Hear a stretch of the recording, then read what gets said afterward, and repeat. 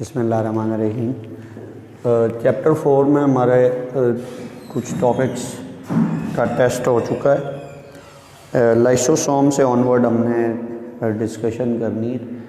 Lysosomes single membrane bounded secretory vesicles हैं जो Golgi के कनकेव एंड से प्रोड्यूस होते हैं and they are rich in hydrolytic enzymes and acid phosphatases. ये दोनों कैटेगरीज बेसिकली डाइजेस्टिव एंजाइम्स की कैटेगरीज हैं। हाइड्रोलिटिक एंजाइम्स इन जनरल बोला जा रहा है और acid phosphatases ester linkages phospho ester linkages को ब्रेक करने वाले एंजाइम्स। ये डाइजेस्टिव वेजिकल्स बड़ी मिकदार में अपने अंदर एंजाइम्स रखते हैं। इन एंजाइम्स की प्रोडक्शन का पाथवे लास्ट लेक्चर में डिस्कस हुआ कि आरईआर पर राइबोसोम्स इन प्रोटीन्स को पैदा करते हैं। वो आरईआर की ल्यूमन में आते हैं। वो प्रोटीन्स एससीआर से वेजिकल्स बन के ब्लेब होती हैं। ब्लेबिंग मीन्स थैलियाँ बन के उतरती हैं। वो प्रोटीन इस कन्वेक्स एंड ऑफ गोल्जी से गोल्जी में एंटर होती है। यहाँ पर उसकी मॉडिफिकेशन, प्रोसेसिंग, फिनिशिंग का प्रोसेस होता है और ये concave end of Golgi body से फाइनल प्रोटीन्स की फॉर्म में, चाहे वो ग्लाइकोप्रोटीन्स हों और साथ ग्लाइकोलिपिड्स हों, ये वेजिकल्स इधर से ब्लेब होते हैं। इन वेजिकल्स को सिक्रीटरी वेजिकल्स कहते हैं। वो सिक्रीटरी वेजिकल्स जो ये इन कैटेगरीज के एंजाइम्स रखते हों, हाइड्रोलिटिक एंजाइम्स और एसिड फॉस्फेटेजेस, इन सिक्रीटरी वेजिकल्स को कहा जाता है प्राइमरी लाइसोसोम्स। प्राइमरी लाइसोसोम की वो हालत है जो अभी किसी भी फूड वैक्यूल से मिक्सअप नहीं हुआ। वो हालत है लाइसोसोम की जिसमें डाइजेस्टिव प्रोसेस अभी शुरू नहीं हुआ, जिसमें डाइजेशन का अमल शुरू नहीं हुआ। ये जो प्राइमरी लाइसोसोम्स हैं ये फूड वैक्यूल से मिक्सअप होते हैं और ये दोनों मेम्ब्रेन्स की फ्यूजन से एक सेकेंडरी लाइसोसोम बनता है। उसमें फूड और ये एंजाइम्स मिक्सअप हुए होते हैं। यहाँ पीएच मेंटेन की जाती है मुख्तलिफ तरीक़ों से। एसिडिक पीएच पर एसिडिक पीएच जब मेंटेन होती तो एसिडिक पीएच पे काम करने वाले एंजाइम्स डाइजेशन करते हैं। बेसिक पीएच पे काम करने वाले एंजाइम्स के लिए यहाँ पीएच को बेसिक किया जाता है। वो अपनी ऑप्टिमम पीएच पे काम करते हैं और यहाँ ये सब्सटेंस फाइनली डाइजेस्ट हो जाता है और सेल में डिस्ट्रीब्यूट कर दिया जाता है। This process is called as intracellular digestion. So basic activity जो लाइसोसोम्स में हो रही है, this is intracellular digestion, digestion within cell. इनका बुनियादी रोल ये है कि इन्होंने सेल के अंदर विद इन मेम्ब्रेनस बाउंड्रीज इस डाइजेस्टिव प्रोसेस को करवाना होता है। ये डाइजेशन सेकेंडरी लाइसोसोम में होती है। सेकेंडरी लाइसोसोम और फूड वैक्यूल्स को भी मिक्स कर सकता है और प्राइमरी लाइसोसोम्स भी इसमें आकर ऐड अप हो सकते हैं और इसका साइज ग्रेजुअली बढ़ता जा सकता है, बढ़ सकता है। इसी बेसिक प्रोसेस को सेल अपने अलग अलग फंक्शंस में, लाइफ अपने अलग अलग फिनोमिना में इन डाइजेस्टिव वेजिकल्स को इस्तेमाल कर लेती। फॉर एग्ज़ाम्पल ये ऑटोफेगी भी इन्हीं का लाइसोसोम्स का रोल है। अगर सेल के अंदर कोई ऑर्गेनेल वॉर्न आउट हो तो पुराना हो, फंक्शनल ना रहे, डैमेज हो जाए, वो भी इस सेकेंडरी लाइसोसोम में शामिल कर दिया जाता है। सेल अपने आप को खाता है, इसे कहते हैं autophagy. Auto mean self, phagy for eating, cells eat themselves. ये लाइसोसोम्स जिनमें ऑटोफेगी का प्रोसेस हो रहा होता है इन्हें कहा जाता है ऑटोफेगोसोम्स। तो इसमें ऑटोफेगी हो सकती है। इस प्रोसेस को सेल यूज़ करता है अपने डेवलपमेंटल प्रोसेसेस में। ऑर्गेनिजम्स यूज़ करते हैं अपने डेवलपमेंटल प्रोसेसेस में। मसलन लाइसोसोम्स की इन्वॉल्वमेंट है टैडपोल की मेटामॉर्फोसिस में। उसमें गिल्स को डाइजेस्ट करना होता है, उस टैडपोल की टेल को डाइजेस्ट करना होता है। ये तमाम प्रोसेसेस इन लाइसोसोम्स के ज़रिए होते हैं। डेवलपमेंटल प्रोसेसेस में सेकेंडरी लाइसोसोम्स की इन्वॉल्वमेंट, और इसी तरह जो हमारे फेगोसाइटिक सेल्स हैं, जो मैक्रोफेजेस हैं, मैक्रोफेजेस जो जर्म ईटिंग सेल्स हैं, वो जर्म्स को इन लाइसोसोम्स के ज़रिए डाइजेस्ट करते हैं। And a variety of functions are there. एक तवील लिस्ट है कि सेल्स में डाइजेशन कैसे होती है, ऑटोफेगी कैसे होती है, वगैरह वगैरह। आखिर पर एक एस्पेक्ट इन वेजिकल्स का है कि स्टोरेज डिजीज़ क्या हैं। So what are storage disease? इसको हम देखते हैं इस तरह कि चूँकि सेल में लाइसोसोम्स प्रोटीन फिल्ड वेजिकल्स हैं, ये प्रोटीन से भरी हुई थैलियाँ हैं। इन प्रोटीन फिल्ड वेजिकल्स में हर प्रोटीन उसी प्रोसेस से पैदा होती है, जैसे आपको मैंने चैप्टर 2 में बताया कि सब पहले जीन की ट्रांसक्रिप्शन से आरएनए बनता है, फिर ट्रांसलेशन होती है, फिर प्रोटीन बनती है। वो प्रोटीन इस पाथवे से इस वेजिकल में पैक होती है। तो वो इन एंजाइम्स के पीछे जीन्स हैं। अगर कोई जीन म्यूटेटेड हो और वो प्रॉपर काम ना कर रहा हो तो वो प्रोटीन सही नहीं बनेगी या बनेगी ही नहीं, आइदर माल फॉर्म प्रोटीन और मिसिंग प्रोटीन। अगर इन लाइसोसोम्स में कोई प्रोटीन सही ना हो या मिसिंग हो तो क्या होता है, ये अपने काम प्रॉपरली नहीं कर पाते। अब यहाँ आपको मैं अगला फंक्शन बताता हूँ लाइसोसोम का, जो इस केस में लाइसोसोम्स परफॉर्म नहीं कर पाते। वो फंक्शन क्या है? मसलन हमने पढ़ा है कि लिवर सेल्स में एक्स्ट्रा ग्लूकोज को ग्लाइकोजन बना के स्टोर कर दिया जाता है। वो ग्लाइकोजन सेल के काम आती है तब जब सेल को ग्लूकोज की ज़रूरत होती है। न्यूरॉन्स में लिपिड्स को स्टोर कर दिया जाता है। वो लिपिड सेल के तब काम आते हैं जब सेल्स को फैटी एसिड्स और ग्लिसरॉल्स की ज़रूरत होती है।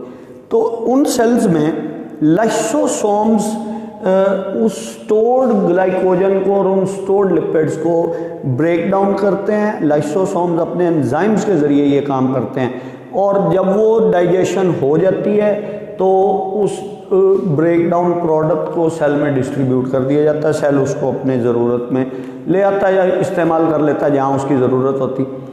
अब अगर लाइसोसोम के अंदर कोई एंजाइम मिसिंग हो तो क्या होगा, वो सब्सटेंस जो सेल में स्टोर हुआ है वो स्टोर तो हुआ है, ज़रूरत के वक्त वो डाइजेस्ट नहीं हो पाएगा। और जब वो डाइजेस्ट नहीं होगा तो सेल में उसकी लेवल बढ़ा रहेगा। सेल में उसके इस बढ़े हुए लेवल की वजह से डिजीज़ पैदा होती हैं। इन्हें हम कहते हैं disease due to storage of substances in the cells due to missing enzymes of lysosome. These disease are called storage disease. मसलन लिवर के सेल्स में ग्लाइकोजन के स्टोर होने से ये ग्लूकोजिनोसिस टाइप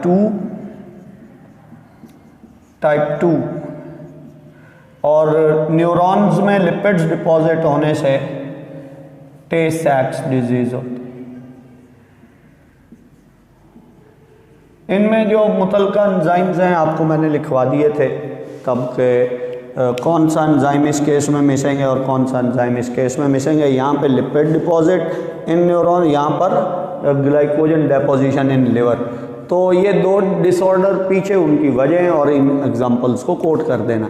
ये जो सिक्रीटरी वेजिकल्स वाला टॉपिक यहाँ वाइंड अप होता है। ये जो पूरा पाथवे है, बायोलॉजिकल पाथवे है, ये जो हाईवेज हैं सेल के, जो ट्रांसपोर्टिव स्ट्रेटजीज़ हैं सेल की, वो आपसे मैंने डिस्कस की हुई हैं। ये पाथवे में 3 किस्मों के सिक्रीटरी वेजिकल्स पैदा होते हैं। एक वो सिक्रीटरी वेजिकल्स होते हैं जिनके कंटेंट सेल मेम्ब्रेन से बाहर रिलीज़ किए जाते हैं। दूसरे वो सिक्रीटरी वेजिकल्स होते हैं जिनके कंटेंट्स सेल के अंदर ही काम आते हैं, जैसे कि लाइसोसोम्स। और तीसरे वो सिक्रीटरी वेजिकल्स होते हैं जिनके कंटेंट्स आके सेल मेम्ब्रेन का हिस्सा बन जाते हैं। तो इसके बाद जो हम 2 और वेजिकल्स पढ़ते हैं वो हैं सिंगल मेम्ब्रेन बाउंडेड वेजिकल्स ही, लेकिन उनकी प्रोटीन्स इस पाथवे से नहीं बनती। उनकी प्रोटीन्स दोनों के लिए याद रखना है 100% फ़र्क है लाइसोसोम में और उन वेजिकल्स में। वो माइक्रो बॉडीज़ हैं, उनकी प्रोटीन्स इस पाथवे से नहीं बनती, उनकी प्रोटीन्स साइटोप्लाज्म में फ्री राइबोसोम से बनती हैं। These vesicles are called peroxisomes.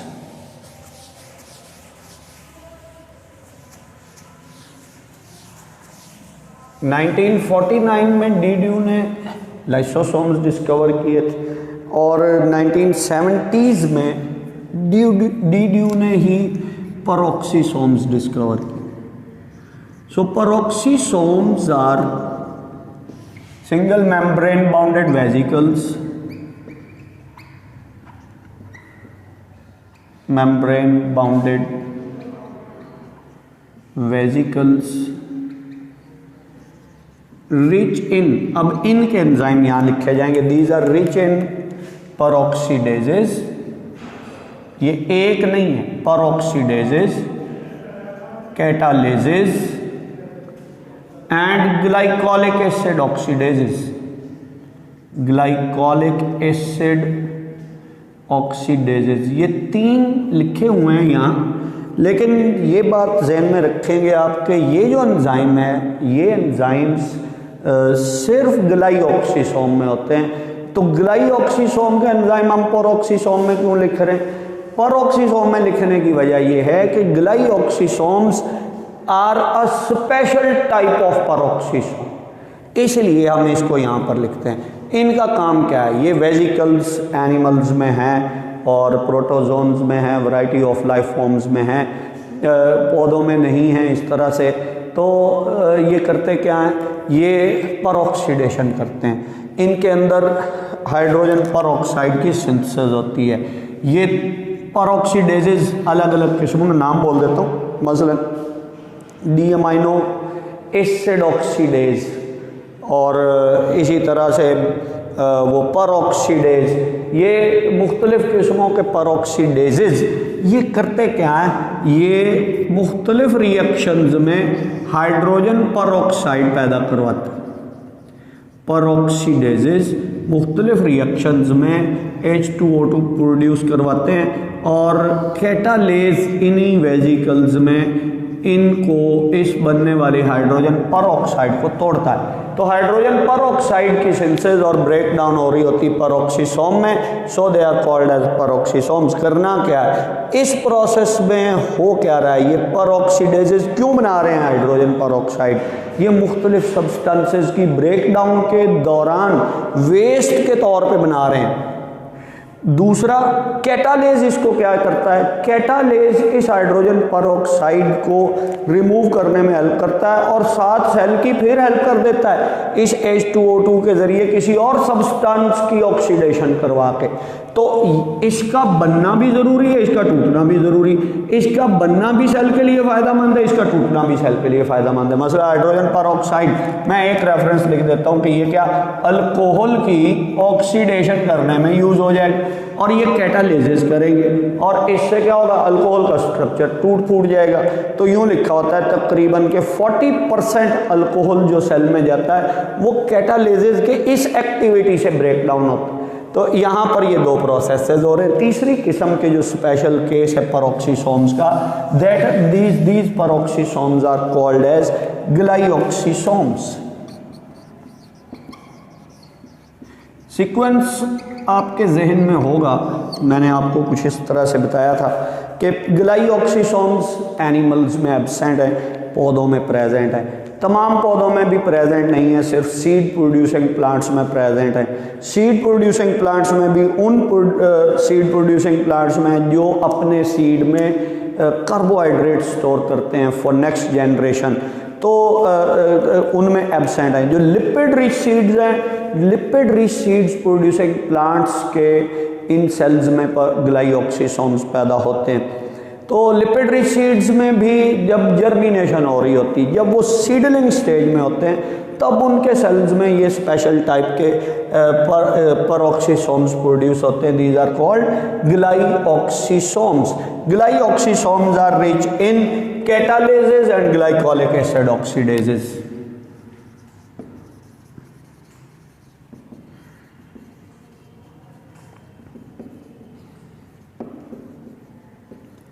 इनमें हो क्या रहा है, इनमें जो कई किस्म के रिएक्शंस हो रहे होते हैं, इनमें फैटी एसिड्स जो स्टोर हुए हुए हैं उनकी ब्रेकडाउन भी हो रही होती है, उससे एसिटाइल कोए पैदा होता है। ये एक थोड़ा सा मैं स्केच कर देता हूँ जस्ट इस बात के लिए कि अगर पहले आपका कोई कॉन्सेप्ट मिसिंग भी है तो वो कंप्लीट हो जाए। इस तरह से है कि यहाँ लिपिड डिपॉजिटेड हैं सेल में। लिपिड्स की ब्रेकडाउन से फैटी एसिड्स प्रोड्यूस करता है सेल। इन फैटी एसिड्स को मैं यहाँ फैटी एसिड्स को ग्लाइऑक्सिसोम में, फैटी एसिड से एसिटाइल को एंजाइम पैदा करता है। ये ग्लाइऑक्सिसोम के एंजाइम्स, ग्लाइऑक्सिसोम के एंजाइम्स एसिटाइल को एक साइक्लिक रिएक्शन में ले जाते हैं। इस साइक्लिक रिएक्शन में एक स्टेप पर ग्लाइकोलेट बनता है और ये साइकिल मुकम्मल होता रहता है और इसका प्रोडक्ट होता है succinate, 4 carbon organic acid succinate.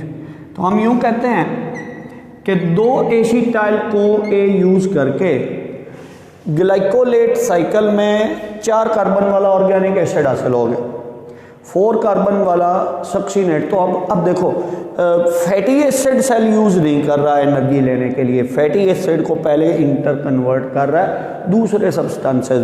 ये सक्सीनेट यहां से जाएगा माइटोकॉन्ड्रिया में, माइटोकॉन्ड्रिया में जाकर ये क्रेब्स साइकिल में बदलेगा, क्रेब्स साइकिल में इस सक्सीनेट को बदला जाएगा ऑक्सैलोएसीटेट में।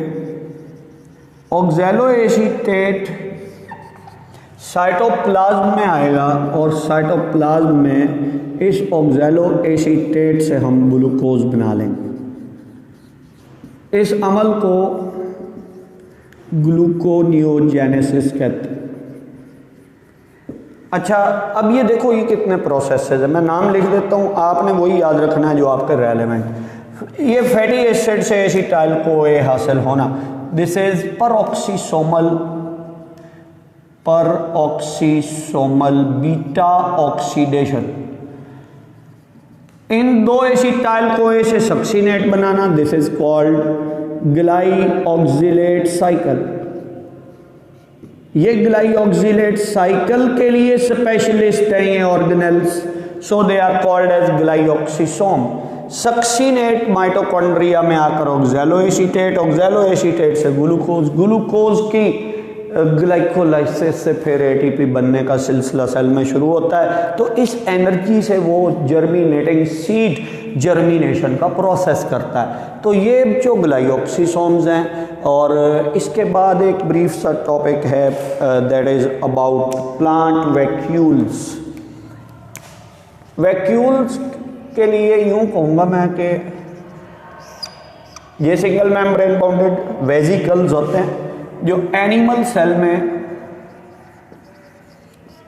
बड़ी तादाद में होते हैं, जबकि प्लांट सेल में बनते रहते हैं।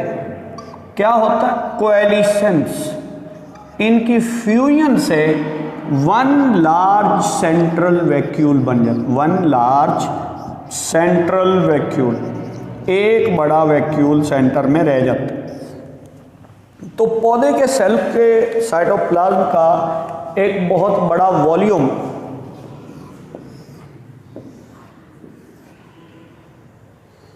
पौधे के सेल का एक बहुत बड़ा वॉल्यूम इन लार्ज वैक्यूल्स पर मुश्तमिल होता है।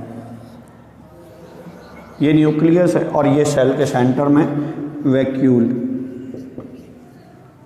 ये वैक्यूल, ये पौधे के सेल में छोटे छोटे वैक्यूल्स के आपस में फ्यूजन से बनते हैं। अब इसके काम क्या है, इसमें पानी स्टोर होता है, इसमें मिनरल स्टोर होते हैं, पौधे के कई वेस्ट प्रोडक्ट्स यहाँ स्टोर होते हैं। पौधे का मसला अलग है।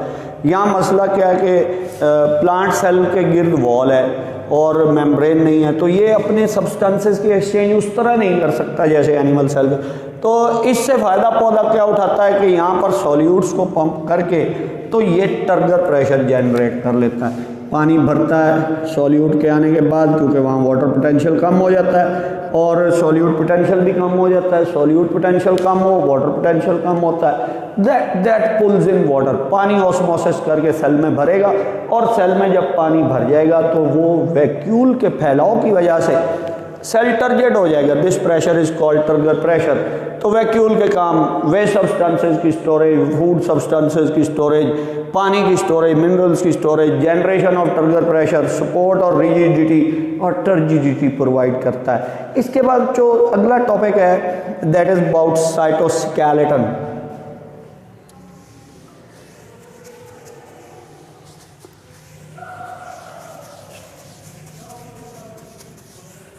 Cytoskeleton, skeleton of cell. It's a meshwork of proteins, fibrous proteins का एक जाल है जो सेल के अंदर बना हुआ है। This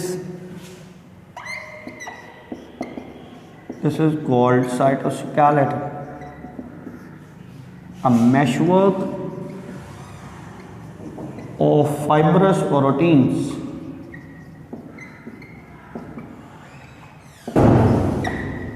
It's a network of proteins present within cytoplasm of the cell called cytoskeleton. Cytoskeleton ये लफ्ज़ ही सेल्फ एक्सप्लेनेटरी है, सेल्फ डिस्क्रिप्शन है ये, that this cytoskeleton provide support to the cell, it makes a skeleton of the cell. इसके elements 3 हैं, इन्हें हम cytoskeletal elements कहते हैं। ये 3 एलिमेंट्स क्या हैं? These are microtubules, intermediate filaments and microfilaments.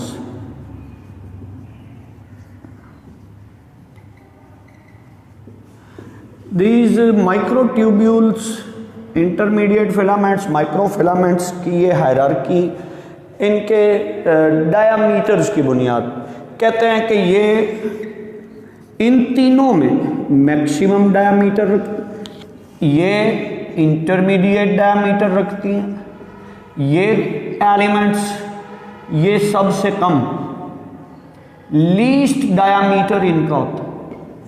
Microfilaments, microtubules का मैक्सिमम डायामीटर, इंटरमीडिएट फिलामेंट्स का इन दोनों के दरमियान का, और सबसे पतली फाइब्रस प्रोटीन्स क्या है? माइक्रोफिलामेंट्स। तो इनमें जो अब तरतीब मैंने लिखवाई हुई है, मैं यहाँ पर वो स्केचअप नहीं करने लगा। ये क्या है? These are made of tubulin protein. ये मायोसिन, एक्टिन वगैरह से बनी हुई फाइबर्स हैं। इनके